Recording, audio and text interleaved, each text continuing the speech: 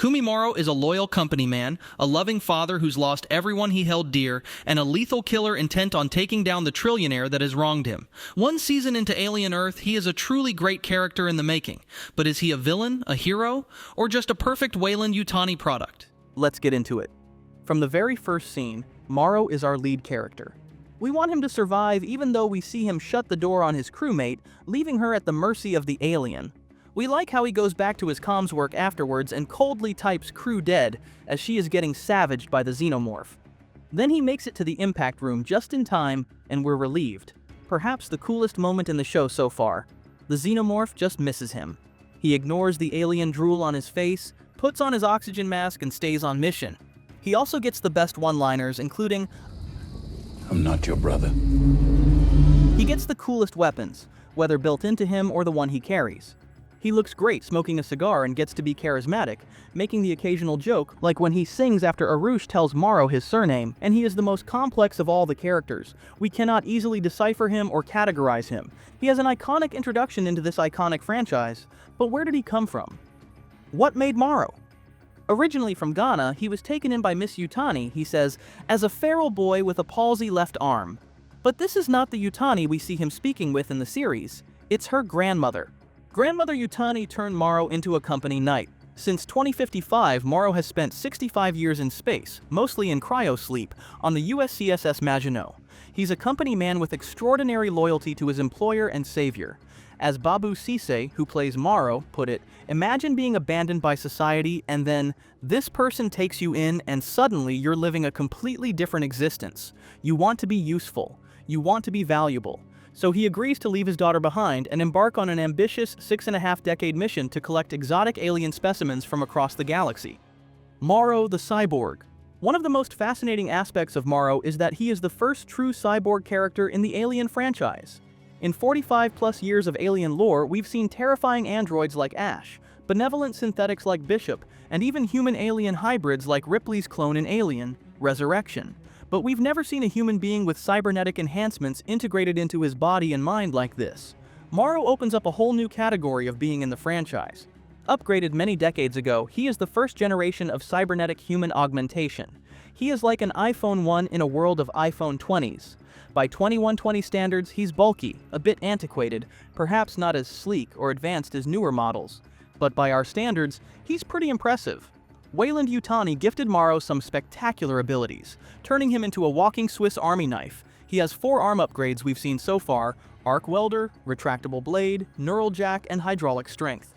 The arc welder is first revealed aboard the Maginot when Morrow uses it to seal a door shut, leaving his crewmate to die in the process during the xenomorph attack. The retractable blade is deployed in his encounter with the xenomorph, where it is unused, and with the Maginot saboteur Petrovich, where it is very much used. In the latter instance, Morrow channels his inner xenomorph, lifting Petrovich clean off the ground with the blade protruding from his chest, a moment that recalls many of the perfect organism's goriest kills from across the franchise.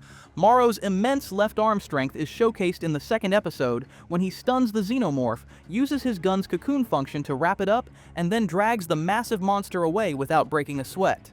The neural jack is shown in the Maginot sequence, where Morrow plugs into the ship's core to download its entire data set into his mind, before wiping the drives clean. As a cyborg, he can plug himself in where others cannot, a merging of man and machine that underscores his unique role in the alien universe. But he is still human. Morrow the human. Despite his augmentations, Morrow still experiences human traits like pain and emotion. He can sweat, bleed, and feel fear, all of which he considers liabilities. In episode 5, we find out that he outlived his own daughter, whom he remembers through old letters, photographs, and a pacifier. Outliving a daughter while not aging in cryosleep is a science fiction staple and also a devastating callback to Ripley's tragic loss in James Cameron's Aliens. Now Morrow, with only a letter from Wayland Utani stating what has happened and that he can collect her effects when he returns, is burdened with guilt, knowing that if he'd been there he might have saved her. He is filled with self-loathing and conflicted about his humanity as a result. He says, "Wouldn't that be nice? To be all machine instead of what I am. The worst parts of a man." The sorrow of losing time with his daughter and the sweat, pain, and emotional turmoil of being human are burdens he'd rather shed. Morrow's riddle, when is a machine not a machine, reflects his perspective on beings like himself versus those like Slightly. A machine stops being a machine when it doesn't follow orders blindly. In other words, when it exhibits free will or moral hesitation. Morrow occupies a middle ground, but he wants to follow orders blindly without the emotional baggage. And now he has returned to an Earth that has moved on without him, has moved beyond him in some ways. Morrow represents the adult world. He is weighed down by time and trauma. He has aged, he's lost his child, he is very much mortal, and he no longer has a home. Despite all this, his humanity still gives him advantages and unique abilities. What he lacks in tech advancement he makes up for with old-fashioned human cunning. These will distinguish him from many of the other players on the chessboard in Prodigy City. An example is when he comes across the hybrids messing around with the eggs on the Maginot. He immediately senses there is something off with them, and before too long he has exploited their childishness and planted the transmission device on slightly that will help him in his mission against Prodigy. And a quick reminder to like and subscribe, we've got plenty more alien deep dives on the way. Morrow, the loyal Wayland-Yutani asset. Morrow is the Weyland-Yutani chief security officer aboard the Maginot. He has top clearance, so much so that at one point he calls his employer and cites security code 871 keyword Falcon, which is his direct line to the Wayland-Yutani boss, Miss Yutani. He was not just a guard for the company, he was almost a surrogate son or knight to the Yutani dynasty, carrying out the will of the queen back home. The ultimate proof of his loyalty was leaving his family behind for decades to serve the company's aims. As painful as that choice was, Morrow believed in the bigger purpose Weyland-Yutani had given him. But Morrow is also a company asset. That is how all employees are viewed, shown succinctly when Yutani says to Morrow, "You should have read the contract." Morrow may be a special asset, but he is still property to them. As we see with Hermit, who has been given a new lung by Prodigy, the corporations that rule Earth in 2120 are able to do amazing things, but they also won't forget what you owe them. In Morrow's case, he is a willing participant in paying back the company that saved him and gave him a life he at one stage couldn't have thought possible. An official character bio encapsulates him perfectly. After losing his daughter, working for the company is his life's mission. 64 years into the mission and 4 months out from arrival back on Earth, we can see this is still the case. The crew is preparing for one last rotation in hypersleep. We get a revealing look at Morrow's demeanor with the crew in the calm before the storm. In a meal scene shortly before stasis, Morrow is all business. He pointedly reminded a crewman, Teng, not to indulge in a creepy habit of watching a female crewmate, Sullivan, while she's in cryo sleep, threatening that if Teng disobeyed, he'd lose all 65 years of pay. Morrow's strictly enforcing of rules and has a zero-tolerance approach to impropriety. Then we get, the specimens are the mission, period, shutting down any idea of jettisoning the alien cargo when the ship was in crisis. It's hard not to see a parallel to the original Alien here. Just as the android Ash prioritized the alien over the Nostromo's crew, infamously stating, "crew expendable," Morrow too would enforce Weyland-Yutani's agenda at any cost. The difference, of course, is that Morrow is, supposedly, human. Even after crash landing, what does Morrow do? He does not abandon ship to take care of himself. He checks on the specimens first. He tries to collect the xenomorph, putting himself back in grave danger. And then he downloads the full contents of the ship's systems into himself. This is key. Even after everything, Morrow still isn't ready to quit.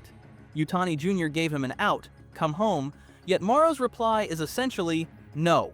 This is my life's work. I will get them back. Morrow the villain. From the very first scene of the series, we can see the long voyage has taken its toll on Morrow. The Maginot is around 4 months out from returning to Earth, and he's gruff and not in good spirits. He's watching everyone with suspicion, aggressive to all in conversation, and generally not heroic in any way. Unusually, Morrow has been fulfilling the company man function that an Ash-style synthetic normally would. This flips the script of the original Alien. Instead of a secret android betraying the crew, here a cyborg human is knowingly prioritizing the mission over people. But this has often been a villainous role, and certainly his ruthlessness with crewmates does not scream heroism. He is incredibly smart and manipulative. He's using his skills as a father as a way of infiltrating the Prodigy Corporation via the hybrid children. This is a fascinating development. Morrow, who lost his own child, is now pretending to befriend a child in an adult body, to exploit the boy's access within Prodigy. It's chilling and tragic all at once. There's an echo of a fatherly tone when Morrow ends the conversation with a darkly gentle, "Good night, don't let the bedbugs bite," but only an echo. By preying on the innocence and loneliness of these kids, Morrow shows a predatory cunning. He sees relationships as leverage. Morrow the hero. Morrow intervened to save the medic hermit's life. However, this was probably not altruism. He just saw the perfect opportunity to capture the alien alive. He has also bested the xenomorph a couple of times by now. Not just in the chaos aboard the Maginot, but also when on dry ground in Prodigy City. Threatened by the beast, Morrow did nothing. He stood perfectly still, knowing from experience that xenomorphs react to threats and movement. By controlling his fear and remaining motionless, he became less visible to the creature. Maybe not heroic, but hero-adjacent. From a certain angle, his role on the ill-fated ship could be seen as heroic. He is protective when he notices Teng's inappropriate behavior. He seems like the only adult on the Maginot in Episode 5 when the creatures break loose, and he thwarts the saboteur, before making it out alive as the sole human-ish survivor. Finally, he gets some great one-liners and some heroic slow-motion moments. So there's a case to be made. Whether a hero or not, Morrow is an exceptional tactical thinker and improviser. He's not just a brute. And if you're enjoying this Alien Earth deep dive, don't forget to like and subscribe. Morrow is Captain Hook. Once a lost boy who was rescued as a child, Morrow is now clearly the Captain James Hook of the Alien Earth story. Hook lost a hand and had it replaced with a hook. Morrow's left arm was crippled and effectively replaced with a high-tech hook. Hook is an adult villain in a world of children who don't age. Morrow is an older human cyborg in a world of ageless corporate children.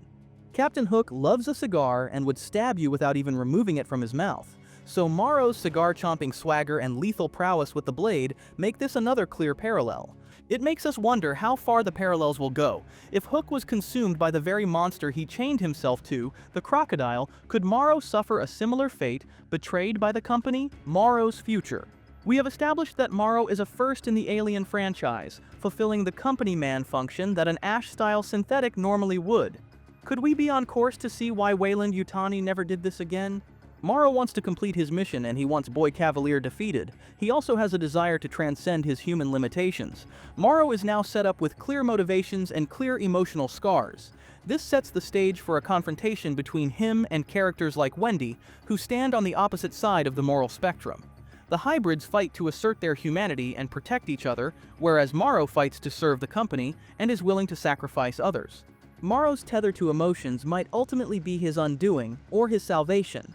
Whatever happens, Morrow's arc is crystallizing into one of the show's highlights. He is the great smoking cyborg Hook of our time. Morrow commands every scene he's in, and everyone, characters and audience alike, fears and respects him. We cannot wait for every second he is on screen. Is Morrow a hero, a villain, or just the company's perfect product? Let us know what you think below. I'll pin the best comment.